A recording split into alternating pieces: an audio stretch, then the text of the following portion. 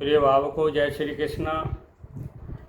आज मैं ये बताने जा रहा हूँ कि पितरों के शाप से भी संतान की हानि होती है और वो पितर नाराज क्यों हो जाते हैं, इसके बारे में बता रहा हूँ और क्या क्या हानि होती है ये भी जानकारी दूंगा। देखिए, पितरों के कार्य का लोप हो जाता है, उनकी जो पूजा पद्धति होती है उसको हम लोग नहीं करते हैं। पितरों का श्राद्ध वगैरह भी विधिवत रूप से नहीं करते हैं, करते तो हैं पर विधिवत रूप से नहीं करते हैं।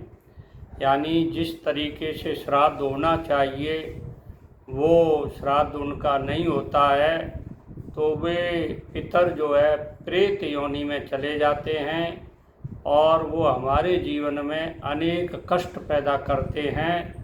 पहला कष्ट तो संतान बाधा का कष्ट देते हैं, वो संतान में उत्पन्न होने में बाधा उत्पन्न करते हैं और होने भी नहीं देते हैं।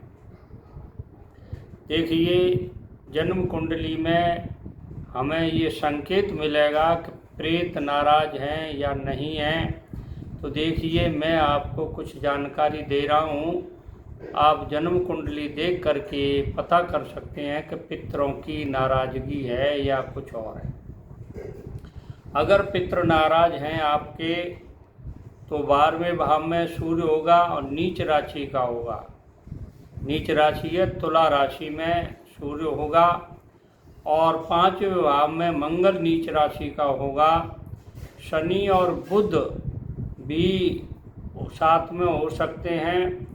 और यानी देखिए, लग्न में पाप ग्रह होगा। 5वें भाव का स्वामी, मतलब 5वां जो भाव है उसका स्वामी का मालिक जो है 8वें भाव में अगर चला जाएगा तो प्रेत शाप से आपके संतान में बाधा उत्पन्न होगी और भी कार्यों में विघ्न आएंगे। और कारण कुंडली में हो सकते हैं, जैसे 5म भाव का स्वामी शनि होकर 8वें भाव में बैठ जाए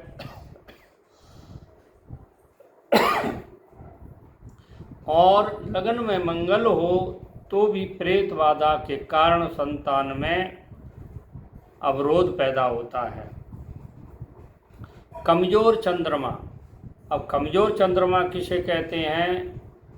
कृष्ण पक्ष के 8म से शुक्ल पक्ष के 8म तक चंद्रमा कमजोर होता है, यानी निर्बली होता है। ऐसा चंद्रमा अगर लगन में बैठ जाए और 12वें भाव में राहु हो, गुरु 5वें भाव में हो और साथ में सूर्य शनि भी साथ में हो, तो ये प्रेत बाधा से संतान में अवरोध पैदा होता है।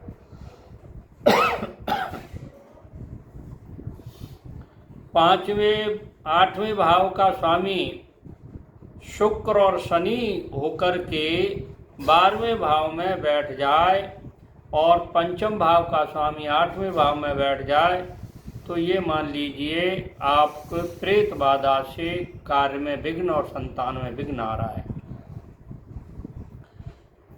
शनि लग्न में हो, 5वें भाव में राहु हो, 8वें में सूर्य हो, 12वें में भी मंगल हो, तो ये प्रेत बाधा के कारण संतान में बाधा उत्पन्न होती है, प्रेत शाप के कारण। 6ठे भाव में 5वें भाव में शनि और लग्न में राहु हो और लग्नेश खुद 8वें भाव में बैठा हो, तो भी ये प्रेत शाप के कारण संतान में बाधा उत्पन्न होती है, हमारे हर कार्य में बाधा उत्पन्न होती है।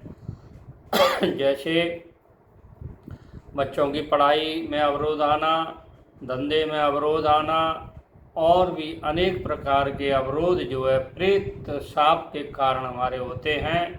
इनकी प्रेत शांति करानी चाहिए विद्वान पंडित के द्वारा, ठीक है ना। ऐसे वैसे पंडित कराने से कोई मतलब नहीं है, फिर प्रेत यूँ की यूँ नाराज रहते हैं। विधिवत शांति होनी चाहिए। तो इसके लिए मैं आपसे अनुरोध करता हूँ कि अगर मेरी बात आपके पसंद में आई हो, कई लोग परेशान हैं पितृबाधा से, मैंने कई लोगों की कराई भी हैं और उनके लाभ भी हुआ है, विधिवत होना चाहिए। तो मेरे चैनल को सब्सक्राइब करिए, लाइक करिए, शेयर करिए। जय श्री कृष्ण।